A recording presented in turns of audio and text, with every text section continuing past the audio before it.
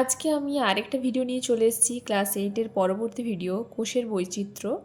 এখানে আজকে আমরা বিভিন্ন ধরনের কোষ সম্পর্কে পড়ব। প্রথমেই আছে তোমাদের ইউনিসেলুলার বা এককোষী। যে সমস্ত উদ্ভিদ এবং প্রাণী দুজনকে আমরা একসাথে জীবদেহ বলছি, তাহলে যে সমস্ত জীবদের দেহ একটি মাত্র কোষ দ্বারা গঠিত তাদেরকে এককোষী প্রাণী বলি বা জীব বলছি। অ্যামিবার দেহ একটি মাত্র কোষ নিয়ে গঠিত। মশা, বিড়াল, হাতি বা আমরা যে সমস্ত মানুষ আছি আমাদের দেহ অসংখ্য কোষ নিয়ে গঠিত, তাই আমরা হচ্ছি বহুকোষী জীব। ঠিক আছে, পরে আমরা জানব যে সমস্ত প্রাণী এবং উদ্ভিদের দেহে বিভিন্ন ধরনের কোষ থাকে। প্রত্যেক কোষের আকৃতি বিভিন্ন রকম, ডিম্বাকার, আয়তাকার, বহুভুজাকার, স্তম্ভাকার, লম্বাটে, সূত্রাকার বিভিন্ন আকৃতির হয়ে থাকে। এবার দেখব প্রাণীদেহে চামড়ার নিচে এক প্রকার ফ্যাট থাকে, যে কোষগুলোর নাম হচ্ছে চর্বি কোষ। এই চর্বি কোষগুলো দেখতে অনেকটা আংটির মতো, কারণ নিউক্লিয়াস সহ সাইটোপ্লাজম একদিকে সরে যাচ্ছে কোষের এক সাইডে, সেই জন্য এটা আংটির মতো দেখতে হয়। এরপরে চোখের রেটিনায় মৃদু আলো শোষণ করতে সক্ষম এক ধরনের কোষ থাকে, যাকে রড কোষ বলা হয়। এই কোষের আকৃতি দণ্ডাকার। চোখের মধ্যে আরেকটি কোষ থাকে যাকে আমরা কোণ কোষ বলে থাকি। এটি আবার কোণ শঙ্কু আকৃতির, যেটা উজ্জ্বল আলো এবং বর্ণ শোষণ করতে সক্ষম। উদ্ভিদের ক্ষেত্রেও বিভিন্ন রকম কোষ দেখতে পাওয়া যায়। বীজের আবরণ এবং ফলত্বকে এক ধরনের কোষ থাকে যাকে আমরা প্রস্তর কোষ বলে থাকি। প্রোটোপ্লাজমে না থাকায় কোষগুলো দণ্ডাকার, স্তম্ভাকার বা তারার মতো দেখতে হয়ে থাকে। কিছু কিছু ব্যাকটেরিয়ার কোষ থাকে যারা রডের মতো হয়, কমার মতো হয়, আবার গোলাকার হয়ে থাকে। আবার স্পাইরোগাইরা মতো শৈবালের দেহ সূত্রাকার হয়, সরু সুতোর মতো হয়ে থাকে।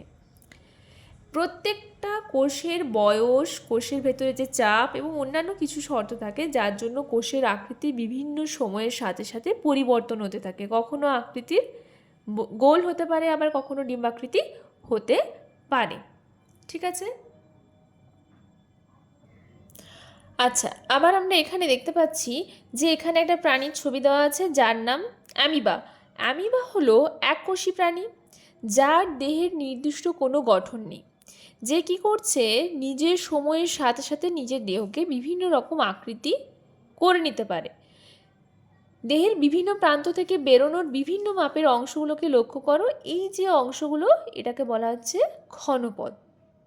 এই ক্ষণপদের সাহায্যে অ্যামিবা এক স্থান থেকে অন্য স্থানে যায়, মনে রাখবে। আবার যখন এগিয়ে যাচ্ছে তখন এই ধরনের যে ক্ষণপদ আছে এটা কিন্তু ভ্যানিশ হয়ে যাচ্ছে। ঠিক আছে, এরপরে আমরা আরেকটা ছবি দেখছি, এর নাম হচ্ছে শ্বেত রক্তকণিকা। শ্বেত রক্তকণিকাতেই বুঝতে পারছি আমাদের রক্তের একটি অংশ, শ্বেত মানে হচ্ছে সাদা, তাহলে এই রক্তকণিকার কোনো রং থাকবে না।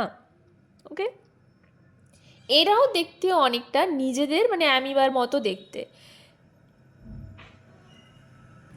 এই শ্বেত রক্তকণিকা কি করছে, যখন আমাদের দেহের মধ্যে কোনো রোগ জীবাণু প্রবেশ করছে তখন সাথে সাথে তাদেরকে ধ্বংস করে ফেলছে। ঠিক আছে, এরপরে আমি আরেকটা জিনিস চলে আসি। আমাদের দেহে বিভিন্ন আরও অনেক কোষ আছে। প্রথমে আছে লোহিত রক্তকণিকা। লোহিত রক্তকণিকা আমাদের দেহের আকার হচ্ছে গোলাকার এবং দুপাশটা হালকা চ্যাপ্টা। ওকে, চাকতির মতো দেখতে। বিভিন্ন ব্যাসের রক্তনালীর মধ্য দিয়ে যাতায়াতের জন্য বেশি পরিমাণে অক্সিজেন পরিবহন করতে এই লোহিত রক্তকণিকার আকার গোলাকার এবং চ্যাপ্টা হয়েছে।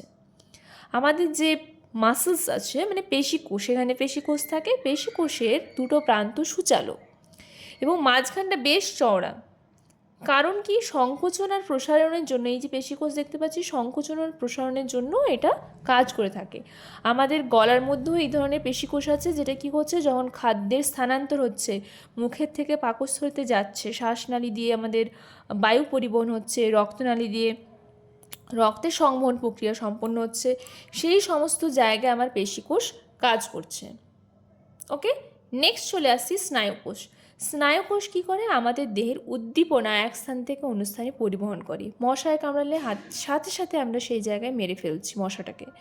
কেন, সেই যে মশায় সেই স্থানে কামড়েছে, আমাদের ব্রেন থেকে উদ্দীপনা চলে গেছে যে তাকে মেরে ফেলতে হবে। সেটা আমাদের হচ্ছে স্নায়ুকোষ। এরপরে চলে আসছি, এই দেখো অনেকগুলো পয়েন্ট দিয়ে দিয়েছে, আলোক, শব্দ, গন্ধ, স্বাদ, চাপ, ব্যথা, তাপ প্রভৃতি উদ্দীপনা গ্রহণ এবং তার উদ্দীপনার পরবর্তীতে সেটা রেসপন্স দেওয়া, কী করবে সেটা আমাদের স্নায়ুকোষ করে থাকছে। এর আকার সাধারণত হচ্ছে গোলাকার তারার মতো, ঠিক আছে। এরপর বলছে যে কোনো মেরুদণ্ডী যেমন মাছ, ব্যাঙ, সাপ, পাখি, বাঘ, মানুষ এদের দিয়ে প্রায় 200-র বেশি কোষ দেখতে পাওয়া যায়। বিভিন্ন ধরনের কোষ আমাদের দেহে থাকে। উদ্ভিদ দেহ কোষের আকৃতিগত পার্থক্য দেখতে পাওয়া যায়, বিভিন্ন জায়গায় বিভিন্ন ধরনের কোষ থাকে। ওকে, এরপরে আমরা নেক্সট পেজে চলে আসছি। উদ্ভিদের দেহের মধ্যে মূল, কাণ্ড এবং পাতার বিভিন্ন জায়গাতে বিভিন্ন আকৃতির কোষ থাকে, সেখানে কোষগুলো বারবার বিভাজিত হয়।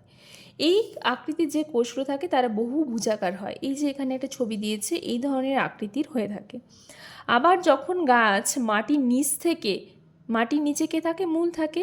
মূল মাটির নিচ থেকে জল শোষণ করে পাতায় নিয়ে যাচ্ছে, সেখানে যে কোষগুলো থাকে তারা আবার নলাকার। এই পাশে ছবি দেওয়া আছে। ওকে, এরপরে নেক্সট আমাদের যে টেবল আছে সেখানে চলে আসছি। কিছু কোষের নাম দেওয়া আছে, তাদের আকৃতিগুলো তোমাদের লিখতে হবে। আমাদের দেহে যে লোহিত রক্তকণিকা আছে তাদের আকৃতি গোলাকার, দুপাশ চ্যাপ্টা, চাকতির মতো হয়। শ্বেত রক্তকণিকা গোলাকার আকৃতি। পেশিকোষ দুই প্রান্ত সূচালো এবং মাঝখানটা চওড়া হয়ে থাকে। স্নায়ুকোষ মূল দেহ যেটা সেটা আমাদের লম্বা হয়, তারার আকৃতি হয়, গোলাকার আকৃতি হয়। মূল বা কাণ্ডের অগ্রভাগে যে কোষগুলো আছে আমরা পড়লাম বহুভুজাকার হয়ে থাকে। জল পরিবহনকারী যে উদ্ভিদ কোষ, যেটা মাটি নিচে মূল শোষণ করে নিয়ে যাচ্ছে, যার আকৃতি নলাকার হয়। এই জাস্ট আমরা এখন পড়লাম। এরপরে আমরা চলে আসব, কোষের আকৃতি কি সর্বদা একই রকম থাকে? আমরা পড়লাম যে না, কোষের আকৃতি সর্বদা একই রকম থাকে না, বিভিন্ন পরিস্থিতিতে কোষের আকৃতি পরিবর্তন হয়। কোনো ডিম্বাকার কোষ ক্যান্সার কোষে রূপান্তরিত হলে গোলাকার হয়ে যায়। আমাদের দেহে কোষের বিভিন্ন আকৃতি থাকে, যদি সেটা ক্যান্সার কোষে পরিণত হয়ে যায় আকৃতি চেঞ্জ হয়ে যাবে। লোহিত রক্তকণিকা আবার যখন বিভিন্ন ব্যাসের রক্তনালীর মধ্য দিয়ে যাতায়াত করে তখন কিন্তু তার আকৃতির পরিবর্তন হয়, গোলাকার থেকে হালকা ডিম্বাকৃতির মতো হয়ে যায়। ওকে, কোষ বিভাজনের সময় আমাদের প্রাণীদের কোষের আকৃতির পরিবর্তন হয়ে থাকে, ঠিক আছে। আচ্ছা, একটা ছোট প্রশ্ন মনে রাখবে যে আমাদের দেহে সবচেয়ে বড় যে দীর্ঘ কোষ তার নাম স্নায়ুকোষ, আর সবচেয়ে বড় কোষ যাকে আমরা খালি চোখে দেখতে পাই সেটা উট পাখির অনিষিক্ত ডিম, সবচেয়ে বড়, ঠিক আছে। এবার আমাদের যে কোষের মাপগুলো আমরা মেপে থাকি, ছোট বড় কি আকৃতির হবে, সেটা এখানে একটা আমাদের মাপ দেওয়া আছে যাকে আমরা বলে থাকি মাইক্রোমিটার বা মাইক্রন। 1 মাইক্রোমিটার 1 মিটারের 110 লক্ষ ভাগের 1 ভাগ। আবার 1 মিটার সমান 1000 মিলিমিটার, 1 মিলিমিটার সমান 1000 মাইক্রোমিটার, আবার 1 micrometre is equal to 1000 nanometre, এবং 1 nanometre is equal to 10 Armstrong.